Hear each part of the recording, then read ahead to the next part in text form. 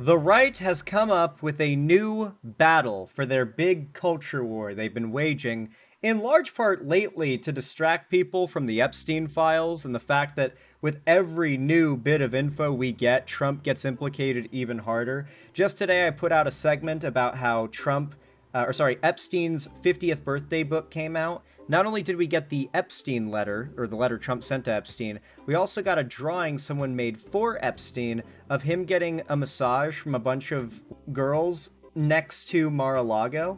It's gotten pretty crazy. You should check that video out if you haven't already, if that's something that interests you, but they want to distract from that story. And to do so, they've created a new narrative. A narrative centered around racism. This is nothing new from the right. They've been doing this for a long time. If you go on Twitter and look anywhere, you'll find videos of black people committing violent crime, because there are a lot of black people, and statistically, one or two of them are going to commit a violent crime, because everyone does. Well, every demographic does. But they'll post these videos, and they'll try to use them as arguments for why we have to do something about this. And you get a bunch of crazy racist maniacs in the comments talking about how they want to, anywhere from as relatively sane and chill as end cashless bail to advocating for like mass genocide, the day of the rope, that kind of stuff.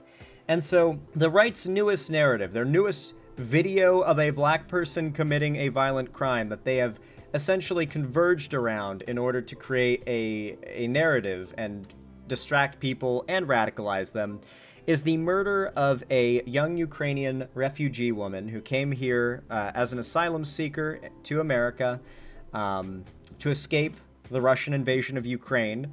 Obviously, we're very pro-Ukraine on this channel. We've done a lot of content about how evil Russia is, how evil Putin is, and why Ukraine should be allowed its sovereignty and Russia should fuck right off. Unfortunately, though, she was forced to flee, as many Ukrainians have been, because the daily way of life, a normal way of life, is not really possible there anymore. The war's gotten that bad. And she was on her way home from her, I think, pizza delivery job. She definitely worked at a pizza place. She was in her uniform. She was sitting on a metro train, and out of nowhere, a tall man of color, unfortunately that matters for this story, stands up behind her, pulls out a long knife, and apparently, we don't see it, because it was cut from the video that's been released, but allegedly, according to the police, he proceeds to stab her in the throat and murders her, and then proceeds to say, "I killed that white girl."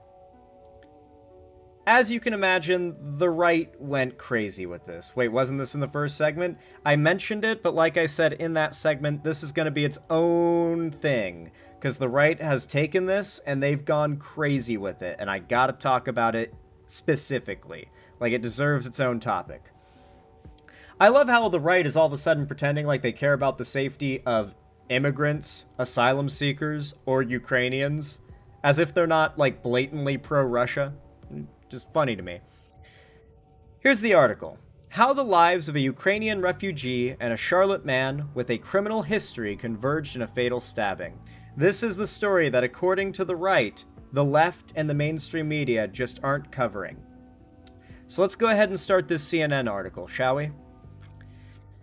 Irina Zarutska was just another passenger when she boarded the late-night Blue Line train after it pulled into Scalybark Station, just a few miles outside of downtown Charlotte. She wore khaki pants and a dark shirt. Her long blonde hair had been tucked under a hat from Zeppetti's Pizzeria, where she worked. I hate to interrupt so soon, but I want to add a little detail here. Notice how Trump has been incessantly pushing for the military occupation of cities in blue states, like big blue cities. And when asked about the high crime and murder rates in certain red cities, such as Memphis, Tennessee, Trump argues there is no high crime there, so he doesn't need to send the military there. Notice how nobody on the right is arguing Trump needs to mobilize the military to Charlotte, because it's a right-wing state. It's a big red state. It's kind of a red city. No one's calling for the military to be mobilized there. They're just calling for the city to crack down on black people, which we'll get into. Like nearby passengers, the 23-year-old bowed her head as the train continued on, absorbed by the phone in her hand. Zarutska, a refugee from Ukraine, had picked an empty row and sat in front of a man in a red sweatshirt, unaware of the two's imminent collision course. Just 4 minutes later, DeCarlos Brown, the passenger behind her, dug into the fold of his clothes and took out what appeared to be a knife. For a moment, he looked back out the window, as if that was all he was going to do. But in a quick movement, he launched up and swung his arm over the seat and fatally stabbed Zarutska, who clutched her face and throat before slouching to the ground. She died on the train from her injuries as passengers kneeled over her trying to help. Brown has been charged with first-degree murder in her killing. That, of course, is a detail the right has not brought up, that he is being hit with first-degree murder charges and will almost certainly get hit with them, or will get them, and might see the death penalty already. Like, that's already the process. He's probably going to get the death penalty. Best case scenario, life in prison. Maximum security prison. First-degree murder is a very serious crime. It is one of the, top 3 most serious crimes you can commit. The only thing more serious than that is committing an act of terrorism, in which case they send you to, Guantanamo and torture you to death. In the days after the release of the video of the attack, the stabbing and Brown's lengthy criminal history, including convictions for armed robbery, larceny, and breaking and entering, have been decried by the Trump administration and conservative politicians as an example of the violent crime they say plagues many Democrat-led cities across the United States. The crime has been a rallying cry as the administration seeks to justify the deployment of federal troops to Los Angeles and Washington, D.C., even as President Donald Trump threatens to deploy the National Guard to Chicago. North Carolina and every state needs law and order, and only Republicans will deliver it, Trump said on Truth Social. He called Brown a career criminal. Charlotte Mayor Vi Lyles and Brown's family have both said the killing is in part due to failures of a court system that allowed Brown to re-enter the community despite a record of mental illness and convictions for armed robbery, felony larceny, and breaking and entering. Damn, the right must love that even the murderer's family agrees with their narrative that he should have been locked up longer. Get ready for America to get way further from anything resembling a rehabilitative justice system. If you thought we were getting close, if you thought we were making ground on that issue, sorry guys, we're taking about 500 steps back on that one. For-profit private prisons are loving this. Ultimately, the paths of 2 people fatally converged, a woman who escaped violence only to face it in the US, and a man whose family members believe he was failed by both the criminal justice and the healthcare system. This is a particularly tragic story, you know, it's like, this reminds me, this might come off wrong, but bear with me here, okay, hear me out until I'm finished with this point. It reminds me of the squirrel story right around the election, where the right pushed the narrative that, Democrats murdered a guy's pet squirrel, and it was just such a perfect story to pick out and politicize, because, you read a story like that, and it's just so heartbreaking. It's like, they killed his pet squirrel? For no reason? They killed Peanut for no reason. They killed him. And it evokes emotion in you because it's such a tragic story. It's hard not to be radicalized by it. In the same way, you hear the story about this young girl who escaped war and genocide, came to America hoping for a better life, hoping to be able to, live in some level of safety, just unceremoniously cut down on a subway for no reason at all. No reason. There's no reason. This guy was just probably having a mental health episode and had absolutely no good reason to do what he did. Not that there was a good reason, or could be. But, it's such a tragic story of, innocent life being ripped from this world. Of course it's gonna blow up. And of course it's going to make people radical when they see it politicized. Zarutska had a gift. Her mother called it an artist's gift. It wasn't her ability to sculpt or design clothes, though she loved to do that. Zarutska, who had a degree in art and restoration from Synergy College in Kyiv, often bestowed her art on family and friends. Her artist's gift was what her mother affectionately called her ability to sleep for wonderfully long stretches. She was a homebody and happiest when surrounded by family and loved ones, her family said in her obituary. So your average Gen Zer. She was your average Gen Zer. She was just on the grind of doing her job and wanted to go home and sit on her computer, probably. Maybe play some video games. Or just sleep for the next 20 hours. Zarutska left Ukraine in August 2022, 6 months after Russia invaded, to escape the war. Lonnie, a family friend, told CNN affiliate WCNC Zarutska endured daily bombing in Ukraine, and the agony of not knowing if you're going to live or breathe another day. She fled with her mother, sister, and brother, found a home in North Carolina, and embraced life in Charlotte. She attended Rowan Cabras Community College and dreamed of becoming a veterinary assistant. Quote, she often cared for her neighbors' pets, and many fondly remember seeing her walking them through the neighborhood, always with her radiant smile, her family said. Zarutska worked in a lively area of the lower South End, dotted with breweries, apartment complexes, and coffee shops. The 2007 debut of the light rail system helped fuel the neighborhood's rise. She had been inching towards independence and learning to drive, they said, but in the meantime, she would take the train. I will say, the light rail goes hard as fuck. I have one in Seattle.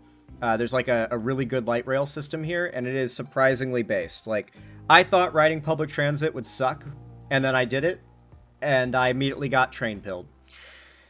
Days before the stabbing, Brown showed up at his mother's house. Michelle Dewitt said her son, who was homeless and living at a local shelter, asked to stay the night. Later that morning, Brown's mother dropped him off at a Statesville Avenue shelter a few miles away from the Scaly Bark station. She hugged him and told her son she loved him, she said before heading to church. Before she found out about the stabbing and his arrest, Dewitt couldn't believe it was her son. She had kicked him out before for becoming too violent. She told CNN affiliate WSOC, but still, she thought the identification of her son as a suspect must have been a mistake. But Brown, who had a history of mental health issues, had been struggling in recent years, she said. His sister Tracy Brown said he had been diagnosed with schizophrenia and suffered hallucinations and paranoia. There is nothing more, like, blackpilling to me, no pun intended, than seeing how society treats black men going through mental health crises. Like, we recognize it for what it is when it's a white guy, and I'm not saying they're treated nicer, necessarily, it's just like, it's always racialized as, like, black thug does so-and-so, and it's like, when a white dude goes, like, crashes out in public and has a mental breakdown and kills someone, people call it what it is. A guy had a mental breakdown in public and killed someone. When a black guy does it, it's racialized and politicized.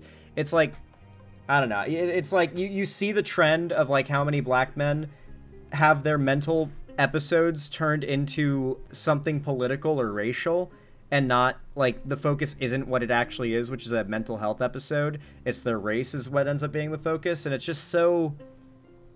It's so deceitful and evil. DeCarlos Brown had spent more than 5 years in prison for robbery with a dangerous weapon, and when he got out in 2020, his sister said she felt she was dealing with a different person. By the way, if you're enjoying this video so far, consider leaving a like, a comment, and I guess if you see it, a hype. There's this new feature YouTube added called Hypes, which apparently are now the #1 way to boost the channel and the algorithm. Apparently it comes along with commenting on the video, so comment racism bad if you don't know what else to say. He didn't seem like himself, Tracy Brown said. Her brother struggled to have simple conversations and couldn't hold down a job. He would sometimes become aggressive. DeCarlos attacked his sister in 2022, she told CNN. He bit her and broke the hinges of a door, but the sister said she decided to drop the charges out of concern for his mental health issues. I knew he was battling something, Tracy Brown said, but the family struggled to get him help for his mental health. Their mother had tried to get Brown placed in a long-term facility, Tracy Brown told CNN, but her attempts failed because she wasn't his guardian. He told his sister, multiple times the government had implanted a chip in him, she said. Well, that is definitely, like, a really common schizophrenic thing to say. They've got a chip in me, they put a listening device in me, there's something they put inside me, is like schizophrenia 101. Like, yeah, bro, you got schizophrenia if you believe that. Like, easy, yeah, it's like one of the most common things. Earlier this year, Brown asked officers to investigate a man-made material that controlled what he ate, walked and talked, court documents state. He has reached out to the police himself? to ask them for help with his delusions. That is how schizophrenic this guy was. As you can imagine, Twitter is really trying to push that this was an anti-white hate crime. In fact, I saw one tweet say, if hate crimes were properly counted, we would find that by a large margin, white people are the #1 most hate crimed demographic in America. They are unironically pushing that narrative, that this was an anti-white hate crime, and that anti-white hate crimes are the most common hate crime.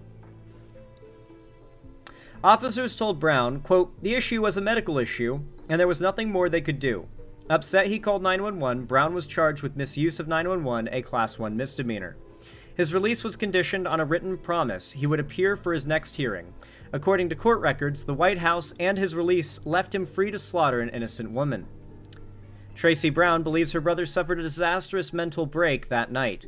Video of the attack shows Brown fidgeting and restless. He nodded his head, then shook it.